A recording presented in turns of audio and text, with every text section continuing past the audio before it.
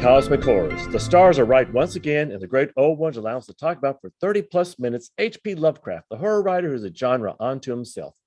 I'm your cosmic host, Mark Griffin, executor of the Lovecraft Estate in Yaga, joined in by two from the material world. Well, not two, just one. David Guffey's missing. But we do have Richard Wilson, who is trying the new Slender Man diet. Today's guest is Dr. Tim Evans, Associate Professor of Folklore Studies at Western Kentucky University. And Western Kentucky has some noted folklorists, such as Dr. Gordon Wilson and Dr. Linwood Montell, who is best known for his collection of ghost stories. I believe Montell retired about 99, and you came to Western in 99. Did you get to know him? Yeah, I know Linwood Montell fairly well. He's still around. He still lives in Bowling Green. He still was publishing books, at least until pretty recently. Yeah, he's done quite a bit of stuff, like doing like a collection of like doctor stories and a whole bunch of other things. Yeah, and he said a number. I don't remember the number off the top of my head, but he said quite a few books about ghost stories of Kentucky and of this region. So yeah, this probably his best. If anybody knows him, they usually know him through his ghost stories. Let's see. Lovecraft is best known for his cosmic horror, but he can also be classified as a folk horror. Was that how you got interested in Lovecraft? Through folklore or through folklore? I've been a Lovecraft fan a long time. I discovered him when I was 13. I didn't really think of him as a topic for scholarly research until S.T. Yoshi's definitive biography of Lovecraft came out in the 1990s. If I recall correctly, you interviewed Yoshi in an earlier version of the show. And that got me thinking more about Lovecraft, and I guess as a subject of scholarship, and also thinking about his connection with folklore. As you said, I'm a folklorist, so that's the double thing with Lovecraft, the fact that I was a Lovecraft fan in the first place, but then the fact that he seemed to me to have some obvious connections with folklore. So in the early 2000s, after I came to Western Kentucky University, I got a couple of fellowships, which enabled me to spend 3 or 4 summers in Providence, Rhode Island, whereas everybody listening to this probably knows is where Lovecraft lived. So, and where his papers are at Brown University. So I went there and worked with his papers, and also got to just be in the area where he lived and visited places where he lived and places where he wrote about, not to mention go see his grave and things like that. So, but largely working through his manuscripts and with his papers, as well as his published work, is where my research came out of. A lot more of his work has been published since the early 2000s when I was doing that, especially his letters. I mean, there's been, I don't know how many volumes of his letters published now, many. Mostly thanks to S.T. Yoshi and various of his colleagues. But yeah, they've done a wonderful job of like printing out his letters. And do you regret like writing some of the stuff you've written now and not having the access, to his letters like we do today? Well, it was fun going to Brown. Some of the ones that I saw in manuscript then that hadn't been published have since been published.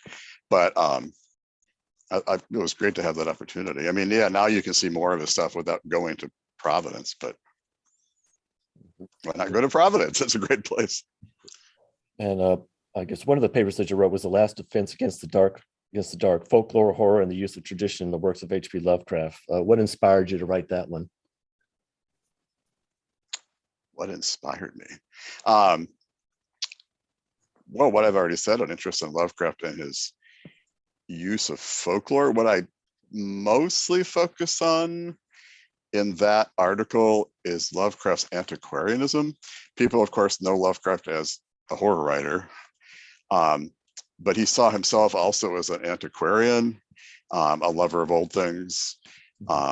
Growing up in Providence, he passionately loved Providence. As you probably know, it says, "I am Providence" on his tombstone, which is a quote from some of his writing. But and he knew Providence really well, especially the architecture. Lovecraft had a passion for historic architecture. So he knew Providence really well, the landscapes, the architecture, the material culture, things like the cemeteries. And but later on in his life, he traveled a great deal. His antiquarian travels, he went all over the East Coast, as far north as Quebec City, as far south as Key West, as far west as New Orleans. And when he did that, he was looking for the colonial past, I guess you could say. He really wanted to look at places where he could enter into the spirit of the past, but particularly the past that enthused him, which was the colonial past. And he had particular places that he went to over and over, like Charleston, South Carolina, that he really loved. And he loved to go to places where he could immerse himself. He did research. He looked at the architecture. He explored it. He wrote about it. He would collect folklore too, although his reputation as being a recluse, really an undeserved reputation. He would talk to people he met, collect folklore from them. He took these copious notes and wrote lengthy letters about what he saw there to his aunts and to his friends and so on. And this material would then be used in his stories in various ways. The settings would be used, maybe the specific settings, but at least types of things he saw, architecture, and he would incorporate folklore of various kinds, like supernatural beliefs and things like that, into his stories. There's lots of examples of that. Just to give a couple, the whippoorwills in the Dunwich Horror, the whippoorwills are really important. When people are dying, the whippoorwills get really loud and they try to catch the soul of the person who's dying. And then if the person dies and the whippoorwill song kind of fades away, that means the person escaped the whippoorwills. But if the whippoorwills get really loud and raucous, that means they caught the soul and presumably devoured it. That's a Lovecraft thing, but he based that on actual folklore he collected around New England, that the idea that whippoorwills are a harbinger of death. It's a fairly common folklore that birds that sing or make noises at night, like owls, are omens of death, and whippoorwills also. So things like that Lovecraft used. You're in Russellville? Yes, Russellville, Kentucky. And a really well-known ghost story in Russellville is about the Sexton House, if you know that Yes. haunted house. And one of the motifs in the Sexton House is that you can see the image of a woman in the window on the upper floor. Yeah, you see like an impression or a shadow of her. Right, and that belief is one that Lovecraft collected. He actually used it himself in some of his writing. I think the Unnameable, that story, he makes use of that. So anyway, he collected things like that and used them in various ways in his stories, and used the material culture, architecture, and graveyards that he visited and landscapes that he saw, and other things like that. He used abundant. An interesting thing in Lovecraft is that he had this passion for antiquarianism, and he would go to a place like Marblehead, Massachusetts, a favorite town of his, and there's so much of the historic fabric left in that town that Lovecraft could go there and fantasize that he was in the 18th century. That's literally kind of what he did. Yeah, he loved Marblehead. Yeah, and he loved places like colonial Williamsburg, which were places like that were starting to develop during his lifetime. You're sort of making it's almost like a theme park in which you're recreating the 18th century, and people are, you have the architecture, but you also have costumed interpreters. So it's like a fantasy that you're in the 18th century, and Lovecraft loved things like that. But the point I'm making is that was one of his great passions in life, but it also becomes the source of horror in his stories. It's very common with Lovecraft that his passions also are his sources of horror, which shows you something about the complexity or weirdness or whatever of the man. But that it does. And I'm jumping a little bit. We'll go to Slender Man. You did the Slender Man, H.P. Lovecraft, and the dynamics of horror cultures. And basically, you kind of like, compare Slender Man, the popular urban myth that was created, internet meme, I guess you'd call him, to Cthulhu. You're well versed in my publications. That's sort of an obscure one. Well, you can make direct connections between Cthulhu and Slender Man, because I think as the history of, should I explain what Slender Man is? Can I just assume people listening to this podcast will know? It probably wouldn't hurt, to explain a little bit. Okay, Slender Man is this internet legend.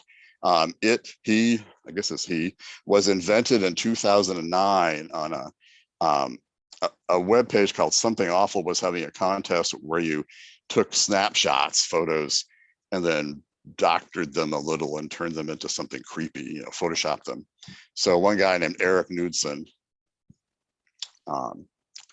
made a couple of shots of children in a playground and photoshopped Slenderman in the back, and then put in these captions. I don't have them in front of me. I don't have them memorized, but put these creepy captions on them, like taken just before the disappearance of things like that. And it really went viral, as they say about the internet.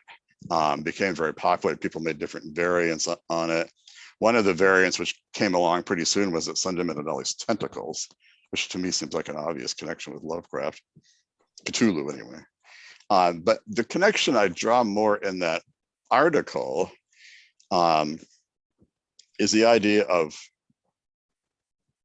well, Slenderman, first of all, is interesting to a folklorist because we tend to think of folklore as things that get passed on in oral tradition over time and have anonymous origins in the past somewhere. But Slenderman was deliberately created to be a legend on the internet and really becomes a legend, and now there's kids who tell stories of Slenderman at summer camp and things like that. He was tied to real murder. Yeah, that also. And Wisconsin in 2014, where the two girls stabbed another girl. They didn't actually kill her, so it wasn't literally a murder, but stabbed another girl because they thought Slenderman they were trying to impress Slenderman, I guess. But to get to the point I was making, Lovecraft had this idea. M.R. James, who I've also written about, also had a kind of similar idea of horror stories as a sort of hoax. In fact, I had a page of notes and stuff, and I typed this quote out, or actually I pasted it from my article. But this is a quote from Lovecraft from one of his letters, a letter to Clark Ashton Smith, actually. The more I consider weird fiction, the more am I convinced that a solidly realistic framework is needed in order to build up a preparation for the unreal element. My own rule is that no weird story can produce terror unless it is devised with all the care and verisimilitude of an actual hoax. The author must forget all about short story technique and build up a stark, simple account full of homely corroborative details, just as if he were trying to put across a deception in real life, a deception clever enough to make adults believe it. My own attitude in writing is always that of a hoax weaver. For the time being, I tried to forget formal literature and simply devise a lie as carefully as a crooked witness prepares a line of testimony with cross-examining lawyers in his mind. So, quote from a Lovecraft letter.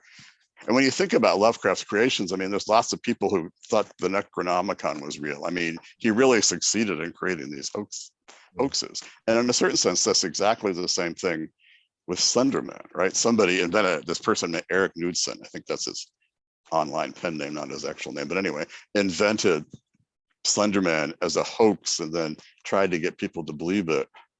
And that's the way legends work. You hear a ghost story, like you're in Russellville, Kentucky, and you sit around and talk about the Sexton House and tell different stories about it. Since it's folklore, there's all these variants and there's different versions of the story of the Sexton House in Russellville. And then you might get into a discussion about whether it's true or not, the events in the legend are true or not. Some people might think they are, some people might think they're not. You might, in your sort of rational part of your head, not believe in the supernatural, and yet you get creeped out, So there's this thing with folk legends in oral tradition, where you may not believe them, but they're believable. People argue about whether they're true. And Lovecraft and some other horror writers like M.R. James have this similar kind of thing. They may use actual folklore in their stories, but in any case, they write stories which kind of operate in the way that legends operate, which is essentially as a kind of hoax. They create this believability and this sort of debate about truth or about belief. And that's a lot of how they work. So that's more or less the connection I draw between Slenderman and Lovecraft in that article you mentioned.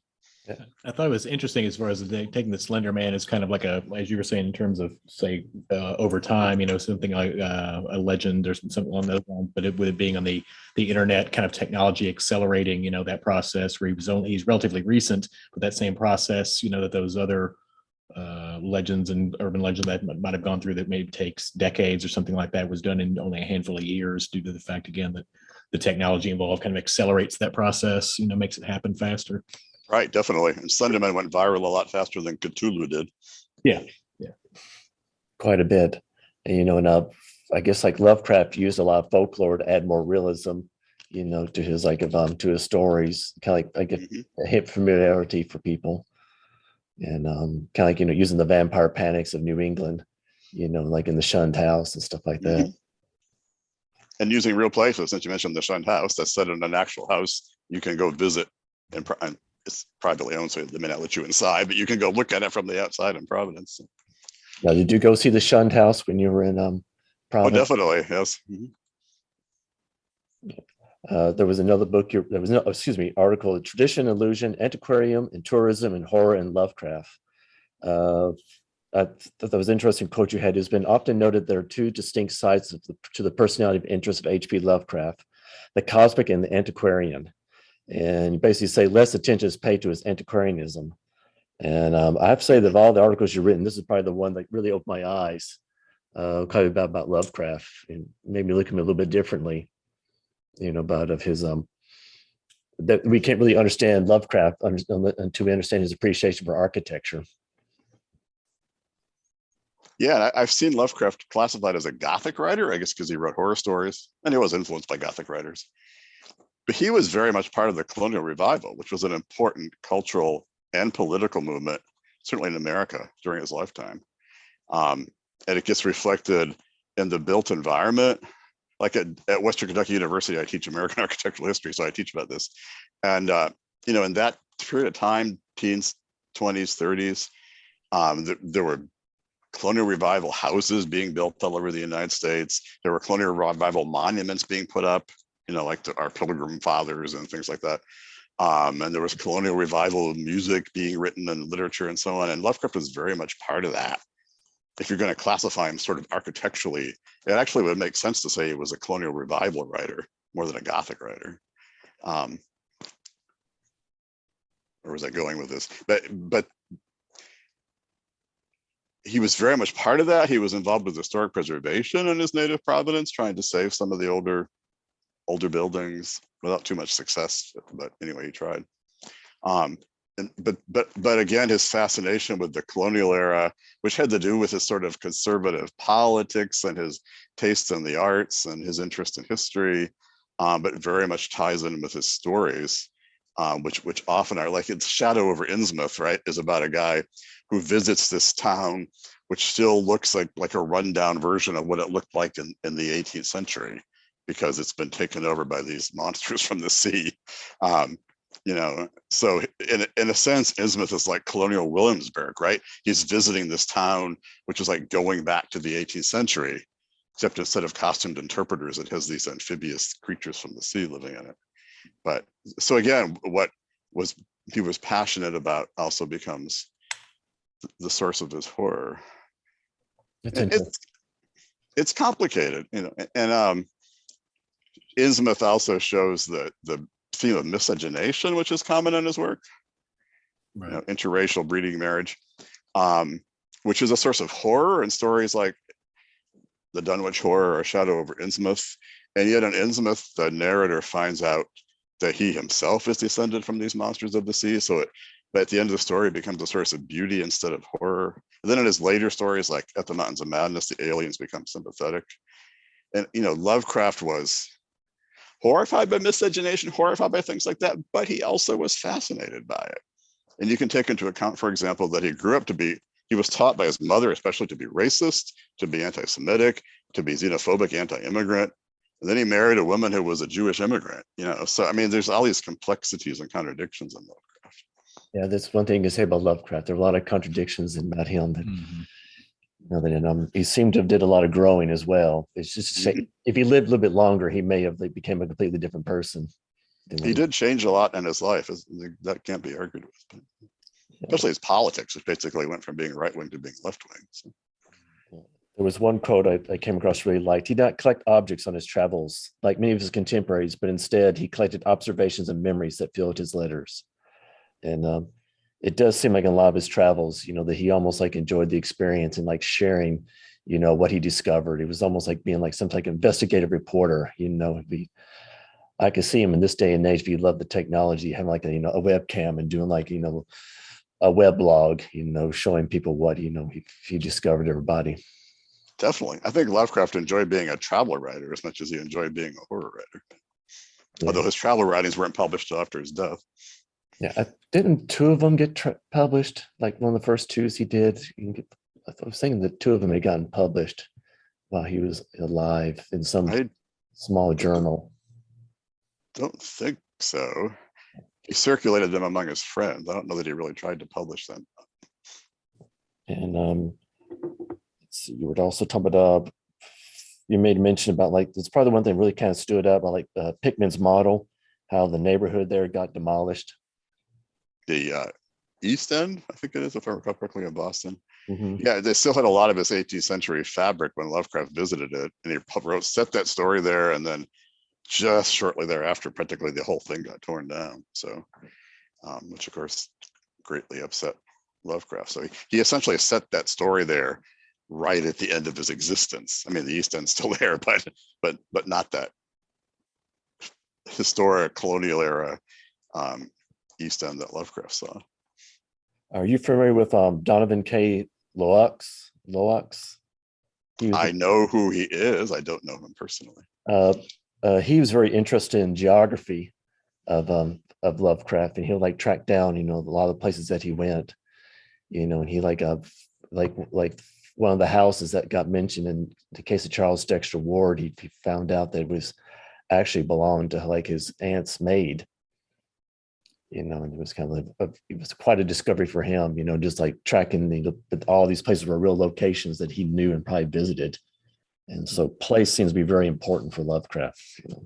Yeah, certainly his story set in Providence, like Charles Dexter Ward. I mean, all the places he mentions are real places, and a great many of them are still there. He can go visit them. Charles Dexter Ward, in that novel, the title character grew up in a specific mansion.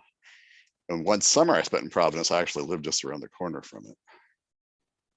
I'm forgetting now the name of the mansion, but it's quite impressive. It's this colonial era mansion with this sort of Adams-esque front, and which had a reputation in Providence for being haunted, which I'm sure was part of the attraction to Lovecraft, and then working it into that novel. Lovecraft himself lived for a while with his mother just a block or two from it. So.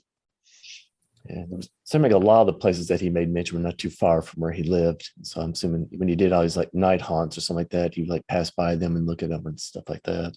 Up on College Hill, especially near Brown University. Yeah. And you did make me look at his poetry a different way, because you like when he was like, trying to preserve his like of architecture, he would like mentions the poetry, like Brick Row, so I thought that was and one of the most surprises that I found, I never thought I'd expect to see this, but you thanked S.T. Josie and Erica Brady of Barrett River Breakdown. And I never thought I'd see those two together in the one. Erica's one of my colleagues in folklore at Western. She retired just recently, but Erica's a Lovecraft fan, actually. It may be a little known fact about her, but she's read all his stories. She read some drafts of some things I wrote about him and made comments. Oh, that's interesting. And then you went on to write about also about Neil Gaiman. And so what's the fascination with Neil Gaiman for you? Well, I really enjoy his work. He's another writer who makes abundant use of folklore. He's not so much a folklore collector the way Lovecraft was, but for one thing, he quotes folklorists a lot. When I read his novel American Gods, it begins with a quote from Richard Dorson, who was like the grand old man of American folkloristics in the mid 20th century. And he actually quotes folklorists all through that book. Yeah, that book draws heavily on a lot of folklore, particularly for the characters and whatnot, as far as there, because of the particularly as far as the people's belief in them, and that kind of runs parallel to all that. But yeah, I mean, he's constantly, his work is very intertextual. It's full of citations from all kinds of things, from folklore, from popular culture, from literature, et cetera, et cetera, et cetera. But he himself has stated that part of what he's trying to do as a writer is to teach people about the old stories and bring them to people's consciousness and reuse them in interesting ways, and he recombines them in interesting ways, and he not only draws attention to the stories, but he draws attention to the larger context of the stories, like the sources he gets them from, and he's one of the most obvious folkloric of at least better known contemporary writers. I teach folklore and literature at WKU, and I use him. So. Did you get to meet him when he came to Western? Yes, I've actually met him several times. So one time at a conference, I chaired a session on teaching his work, and he was at the session, and was the commentator on it, which was slightly intimidating, but he's a very likable guy and was very nice to everybody in the session. So Yeah, he seemed like he'd be a really great guy. mhm. I went to see him when he was in Nashville, and there was like a mass of people there, and he stayed and like signed everything. The people brought in. He had to get a break because like his arm was killing him. He had to take a rest. But then like he came back. And so he was like, we were there probably for 2 hours just waiting for him to sign. He actually was at that too. I went down there with a couple of graduate students. I probably wouldn't have waited all that time because I already had several signed occasions. But the graduate students I was with really wanted their books signed. So we stayed for hours and hours for that. But it was fun. Yeah, I really enjoyed that. And then like I think the next year he went to Bowling Green, and we both went to that one, and we really enjoyed that. Mm-hmm. He's very good at reading his own work. Some writers are terrible at reading their own work, but he's great. Yeah, he read something from like a short story collection. A few of the short stories that he read. That's what it was. Okay. Yeah, and he does audiobooks too, his own stuff. And that's kind of rare for an author to do their own audiobooks. He does it well. That he does. And then there's also Philip K. Dick that you've written about.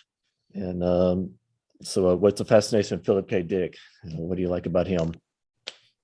Well, as a folklorist, a lot of my own background is in material culture. As I think you mentioned, maybe it was before we started this podcast, but I did my dissertation on the craft of Western saddle making.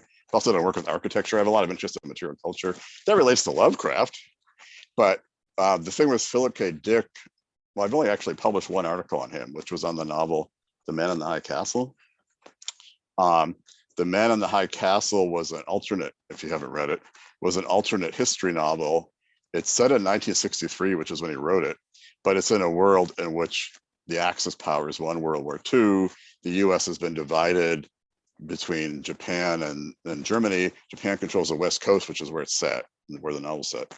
One of the main protagonists in it is I guess you could call him an antique dealer, but he specializes in selling quote unquote authentic Americana to wealthy Japanese collectors. So it's a really, the novel's a really interesting meditation on material things and how we look at them, and the idea of authenticity. How we tell whether especially items like antiques and things like that are authentic or not, and how that relates to colonialism and to unequal relationships of power between people and groups. In a certain sense, this is the world of The Man in the High Castle is a world in which Americans are the conquered exotic, right? And these wealthy Japanese people who are in control are the ones collecting the quaint American stuff. It's just a really, and for folklorists like me and the folklore grad students and people like that who I teach, it's an interesting way, because I teach that novel too. It's an interesting way of thinking about some of these issues of ownership and authenticity, and who owns culture and has the right to own culture. And I like Philip K. Dick a lot, and I've read like all of his stuff, but that's the only one of his novels I've published anything on. So you teach all the authors in your class? I teach different things. I also teach a course on horror stories at Western. In fact, I'm teaching that this semester. But yeah, I've taught Lovecraft, and I've taught Philip K. Dick, and I've taught M.R. James, and a lot of these guys and Gaiman, a lot of these guys we're talking about. Not necessarily teach all of them all the time, but I have taught them at different times. How did you become involved with the King of the Western Saddle, the Art of Don King? Back before I was at Western, I was a public folklorist, and in Wyoming, I was the state folk arts coordinator for Wyoming. If you're aware, most states have state folklorist positions. The state folklorist here in Kentucky is Brent Bjorkman, who's also the director of the Kentucky Museum on the Western campus. But anyway, I had more or less that same position in Wyoming for 8.5 years. And while I was out there, I also completed my dissertation. I was a doctoral candidate in folklore at Indiana University. So I ended up in the town of Sheridan, Wyoming, in the northern Wyoming, not far from the Montana border, which is a very well-known town for the craft of Western saddle making and related crafts, leather carving and things related to that. So I visited that and was so impressed. I actually had started to do my dissertation on a completely different topic, but I visited Sheridan. It turned out I was going to be in Wyoming for a while working, so I changed my topic to the saddle makers in Sheridan. Don King had developed what's called the Sheridan style, which is a particular style of leather craft, well, mostly leather carving. Is very ornate, kind of scroll-like floral patterns, which has been very influential. There's a lot of people in the Western US now who, saddle makers and leather workers, who will tell you they work in the Sheridan style. It's become a big prestigious thing, but Don King more originated the style. He's passed away since, but he was around when I did my dissertation. So I interviewed him, and a lot of the dissertation focuses on him, how he developed the style, other people who he influenced, what they did with the style. So what was it like actually like having like the actual person you can talk to who did that, as opposed like, like someone who's been dead for some time and you have to like only have to, use secondary resources, It's different. I mean, I really liked Don King. It was really fun to conduct all these in-depth interviews with him and write about him. But with Don King, I ran everything by him. His kids, he had 4 sons.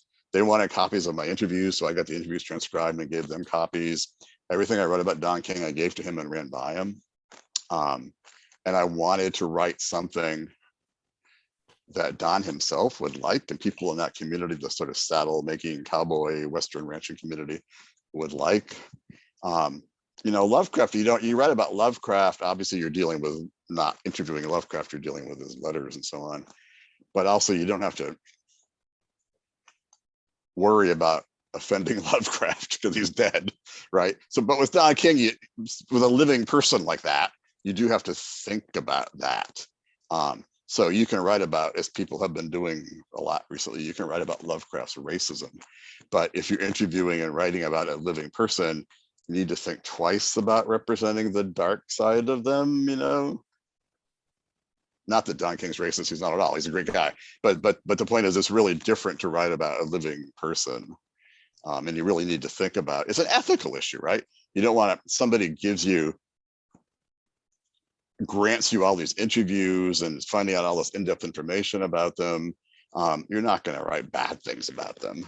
Even if there are bad things you could write about them, you're not going to. And it's really an ethical issue. A journalist might see it differently, but certainly for a folklorist like me, it is.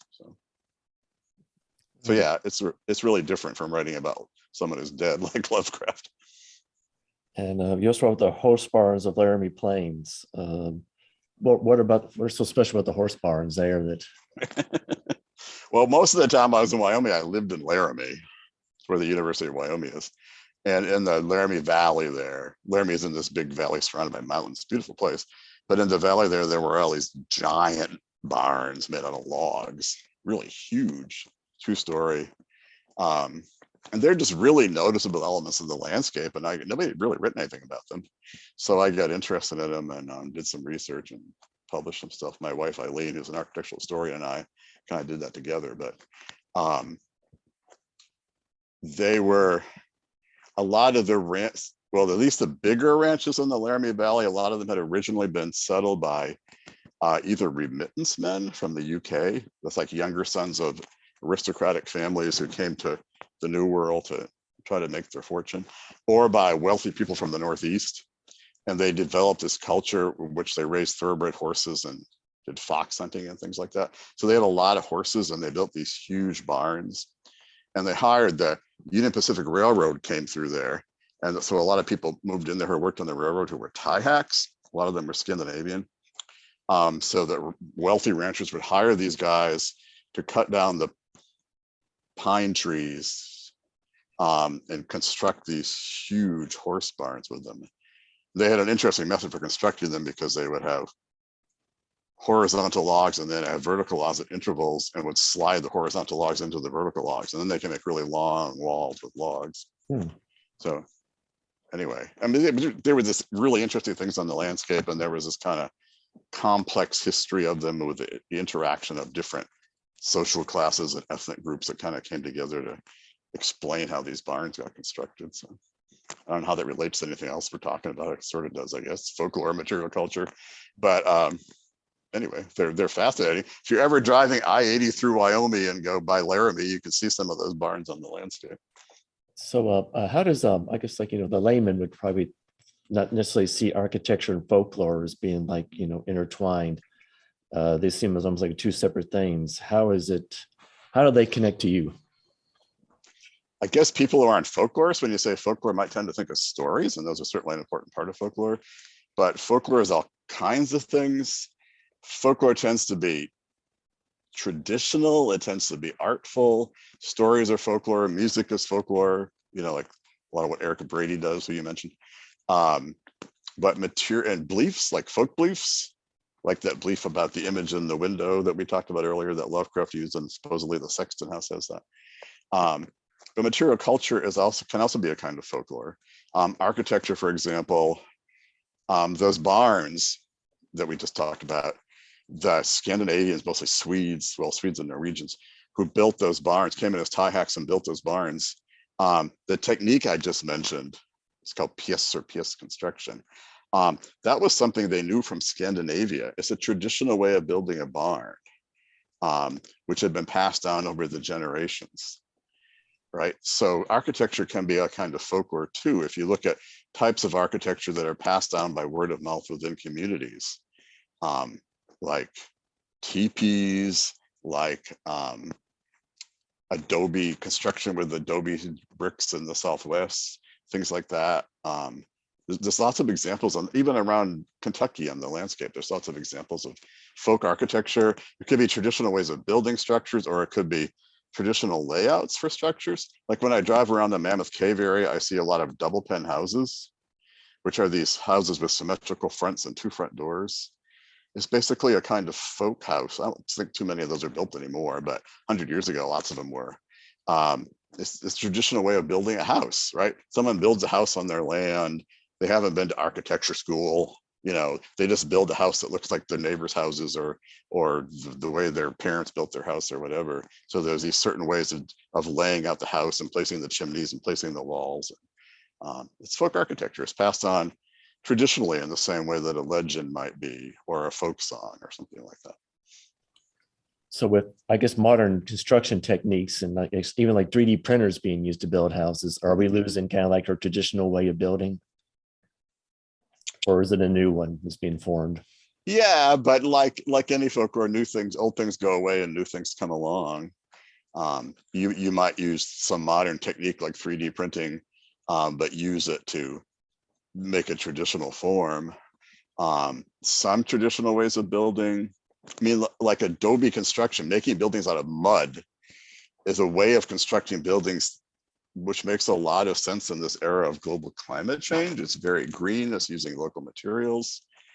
Making things out of concrete, for example, that puts out a lot of carbon into the atmosphere. So some of these traditional techniques people are going back to in this modern era because they're greener, they make more sense environmentally, right? That may not be true of those barns on the Laramie Plains of Wyoming, but it may be true of other aspects, other types of folk architecture. Are those barns still being built today, or is that something? No, I think the last ones were in like the 1920s, maybe 30s, maybe, I forget exactly, but there's still a lot of them out in the landscape.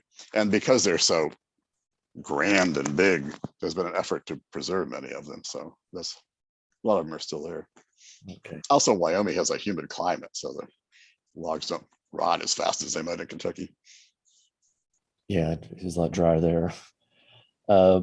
And then, like, you wrote about the Bowling Green Massacre, and I imagine that when you first heard about the Bowling Green Massacre, you must have felt like the gods were blessing you, to be like, to kind of be in ground zero, of this so-called non-event. Yeah, I was. Yeah, that was interesting. It was, if people don't know what the Bowling Green Massacre was, Kellyanne Conway, who was an advisor to President Trump, actually wrote the date down here because otherwise I would never have remembered it. January 29th, 2017. She was on a news story, I think it was CNN, talking about why they needed to restrict immigrants. And she gave the Bowling Green Massacre as kind of an example of why. This massacre that had happened at some indeterminate point in the past in which immigrants from the Middle East had done bad things in Bowling Green. So, and I didn't watch that news show, but the next morning it was already going viral on social media. I think I got on Facebook, right? And there were all these things being posted on Facebook, right? All these memes. So I thought, what the heck? And then that afternoon of that Friday, one of the classes I teach is called Folklore in the Media. So that class met, and I kind of dropped whatever it was I was going to do on the syllabus and said, okay, let's talk about the Bowling Green. You know, my students had mostly seen it and seen the memes and the jokes. And that night there was a party on the square in Bowling Green in which was the mock memorial for the Bowling Green massacre. And people were writing songs about it. And so yeah, I published a paper on that, which mostly dealt not so much with Kellyanne Conway's inventing it. And she came out and said that she misspoke, but she also repeated it several times. And the Trump administration never came out and said with a statement saying, sorry, it didn't happen. So anyway, but what I was interested in was not so much her inventing the massacre, but was what I call the vernacular response, particularly in Bowling Green, right? Whatever your politics are. I mean, everyone in Bowling Green knew that it was fake news or whatever term you want to use. So it just became this great joke and subject of memes and songs. And so I tried to. And merchandise, you need to see my shirt that I just wore for today. You know. Oh, cool. And for our listeners, I survived the Bowling Green massacre. You know, it's like sororities were making shirts like that, you know, to make money. And so yeah, it was great. Yeah, that was and there apparently there was at least briefly an uptick in tourism to Bowling Green because of that. It's a shame there was like some type of marker. Visit the memorial. Yeah.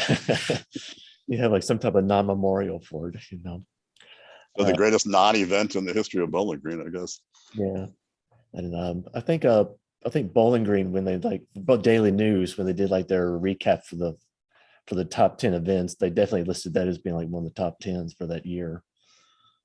And then your current work that I don't think you have it published yet. It was like A Pleasing Terror, The Legends of Scholarly Authority and Folklore-esque and the Ghost Stories of M.R. James. And so reading about M.R. James, I have to say there's an antiquarian, an archivist, a scholar, that he sounds almost like he had the life that Lovecraft wanted to live. Yeah, that's a good way to put it. He was a professor at Cambridge and was a provost. I mean, kind of high up in the academic hierarchy there. He was director of the museum there, and he was the curator of antiquarian manuscripts, and he would go out on journeys around the countryside, and that's the kind of thing Lovecraft did, really. Antiquarian travels, visiting old churches and things like that. He didn't have so much the colonial thing. He was more into medieval stuff, but yeah, he could sort of do what he wanted. So yeah, Lovecraft could have just dreamt about that kind of life, I guess. Yeah. But he also, I mean, in a way, he was similar to Lovecraft. They both were antiquarians. They both were very interested in folklore and in material culture and architecture. James wrote books, published books about ecclesiastical architecture, like cathedrals and things like that. And those materials, those folk beliefs and architectural details and things very much work into James's stories, just as they do into Lovecraft. So in a way, they were very similar. Lovecraft was a big fan of James.